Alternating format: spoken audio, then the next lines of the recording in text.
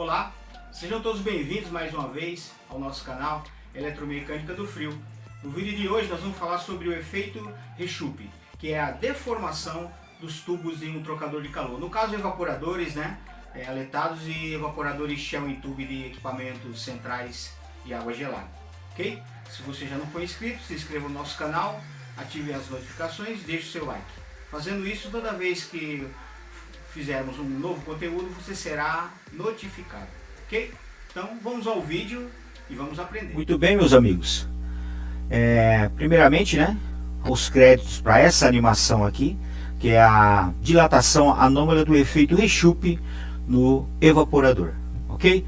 Então os créditos é para o professor Raimundo Fernandes, Ele é o idealizador desse projetinho aqui, que explica detalhadamente como é o que ocorre, o efeito da dilatação dos tubos do trocador de calor, a deformação do tubo causado pelo gelo, perfeito? Também todos os créditos para o professor Edson Girelli. Ele abordou esse assunto lá no canal dele, O professor passou para mim e me perguntou se eu já tinha essa experiência com esse tipo de anomalia, E eu expliquei para ele que tinha com trocadores Shell in Tube, de chillers, que acontece também, tá? Como veremos a seguir, tá bom? Então, vamos entender um pouco aqui, ó. A maioria dos líquidos se dilatam com o aumento da temperatura e se contrai com a redução da temperatura, mas a água constitui uma anomalia do comportamento geral entre 0 e 4 graus positivos, A partir de 0 grau, à medida que a temperatura se eleva, a água se contrai, porém essa contração cessa quando a temperatura é de 4 graus positivo, A partir dessa temperatura ela começa a se dilatar. Sendo assim, a água atinge um volume mínimo de 4 graus e nessa temperatura a sua densidade é máxima. Um efeito visível é a quebra de garrafas de vidro danificada nos tanques metálicos dos bebedouros, quando os termostatos não atuam. Então, isso acontece por uma falha de segurança nos controles da máquina. Perfeito? Então, vamos dar uma olhada aqui. Observe que do lado esquerdo nós temos o volume. Quando a temperatura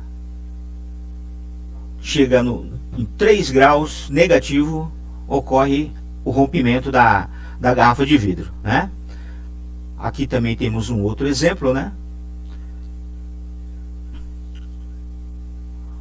Ok? A temperatura lá em cima. Quando atinge temperaturas negativas, ocorre esse efeito aí, que é o rompimento da garrafa de vidro, Porque o gelo ele aumenta a sua massa, e acaba rompendo as paredes da garrafa. Perfeito? Aqui nós temos aqui um exemplo de um tanque,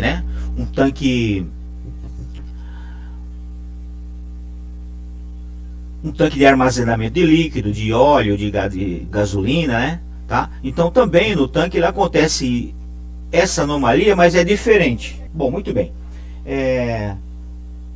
Vou dar um zoom aqui para a gente entender melhor, tá? Viram esse efeito aqui, ó? Isso é de um vagão de trem, um tanque, O que aconteceu aqui? Segundo a boa explicação do professor Edson Girelli, o que aconteceu aqui foi o seguinte: esse tanque foi lavado internamente com vapor de água muito quente para poder desprender a sujeira nas paredes, Tá? E o que aconteceu? Esse vapor de água ficou dentro desse tanque e foram tampadas as escotilhas, para acesso dentro do tanque. E com certeza esse aqui é um lugar muito frio, Tá? E a pressão atmosférica e a temperatura externa, no caso aqui, acho que chegou a uma temperatura negativa. Então o que ocorreu? O tanque implodiu. Vejam só que fenômeno, O tanque implodiu por causa que o vapor concentrado dentro dele, juntando com a temperatura de ar externo, que com certeza estava negativa, e ocorreu esse efeito aí, Ele implodiu, na verdade. Perfeito?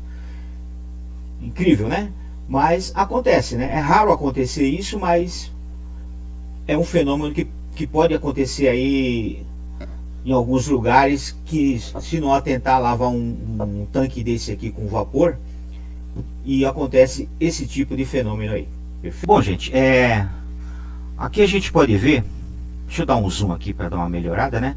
Vocês podem ver que eu tenho aqui o nosso evaporador e tem aqui as resistências, né? As resistências de degelo. Perfeito? Então, se ocorrer uma falha no degelo, se essas resistências não atuarem, pode ocorrer o efeito Reshoot, né? Que é aquele esmagamento que a gente viu anteriormente da serpentina, né? Tá? Então vamos ver aqui na animação aqui. Eu vou forçar aqui um degelo, né? Tá? Ó.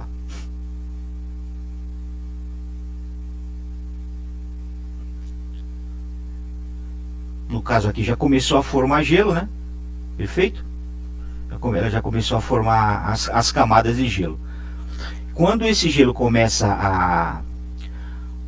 a entrar em contato com a outra aleta, aí onde acontece aí o nosso esmagamento, né? Então a resistência já entraram, né? Já está derretendo aqui a camada de gelo e segue funcionando perfeitamente desse modo, né? Agora vamos ver com o efeito Reshoot. O que acontece, né?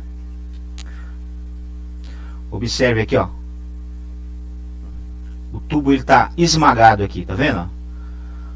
Que houve uma falha no banco de resistência e consequentemente esmagando o tubo, tá? Como eu falei, é raro acontecer, mas acontece em algumas máquinas aí. Por isso que o rapaz mandou lá essas imagens lá para o professor, para ele poder explicar detalhadamente esse trabalho, esse fenômeno, né?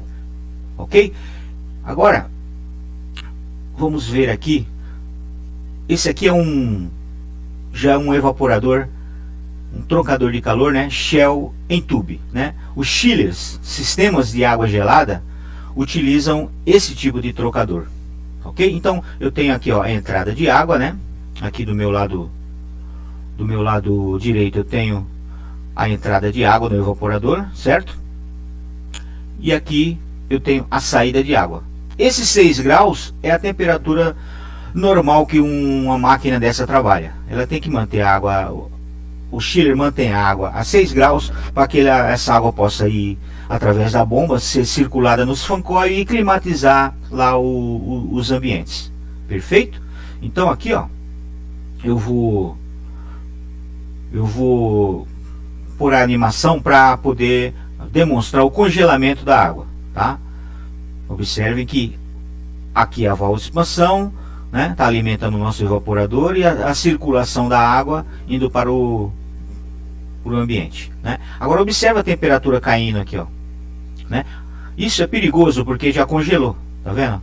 Já congelou, a água está parada e a consequência disso é o esmagamento dos tubos, ok? Vou voltar aqui para a gente dar uma olhada, tá vendo? Mais detalhado, né? Agora eu vou pôr aqui, ó, rompimento dos tubos. Vamos dar uma olhada. O que vai acontecer, né? Isso é causado pelo quê? Chave de fluxo, não se pode jampear a chave de fluxo em chillers, tá?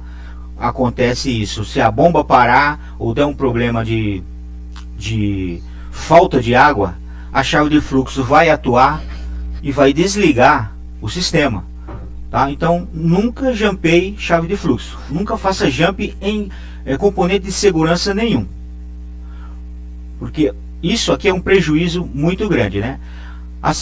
Essa imagem que está aparecendo aí é de um evaporador que esmagou os tubos, né? Ocorreu o congelamento do evaporador e acabou dando esse prejuízo aí para o cliente, ok? Aqui nós temos aqui um evaporador em corte, né? Vou dar um zoom aqui para vocês verem, tá vendo? Aí, meu ele irmão, é assim, como costuma estar na parte interna.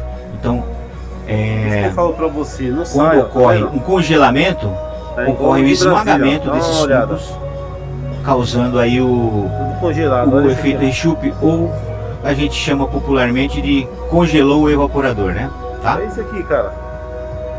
Muito interessante, né? Mas isso aqui, como que pode ser consertado isso, né? Isso aqui é um problema porque tem que trocar todo o aletado, tá?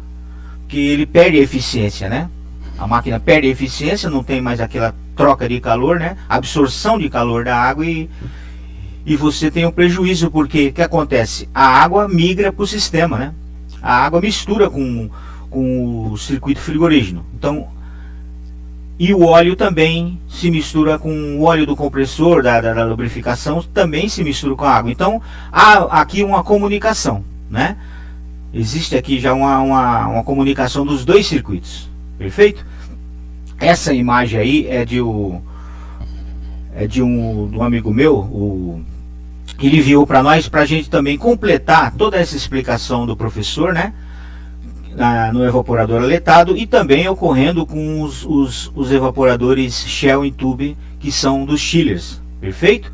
Então essa imagem é dos tubos amassados, tá vendo? Foi feito um corte no evaporador para poder verificar internamente como tá. Então o serviço é trocar toda a tubulação, né? Trocar todos os tubos, abre-se ali o espelho, é um trabalho bem complexo, né?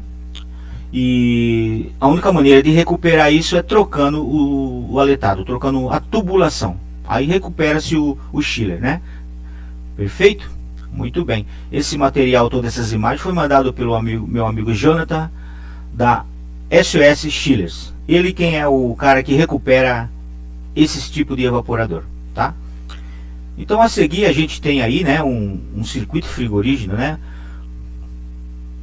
Que o professor desenvolveu, mostrando exatamente como que é um sistema de refrigeração, né? Aqui nós temos um tanque de líquido, né?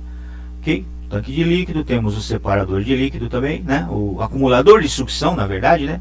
E o separador de óleo, ok? E aqui tem nós temos aqui também as funções do controlador, né? Para que isso aconteça, né? Tá ok? Então parâmetro 20 é o tempo máximo de retorno do ventilador após a drenagem, tá? F8 é o tempo de refrigeração, intervalo entre degelos, né? Ali coloca-se ali 40 minutos, dependendo aí da aplicação, né? Além disso, nós temos também o tempo de recolhimento do gás, né? Que antes do evaporador entrar no degelo, o trocador tem que estar vazio, por isso entra o recolhimento do gás antes de iniciar o degelo, ok? Muito bem, né? E a temperatura do evaporador, né, que é o F13, para determinar o final de degelo. Aí a gente configura lá uma temperatura, né, de final de degelo de 28 graus, no caso, né?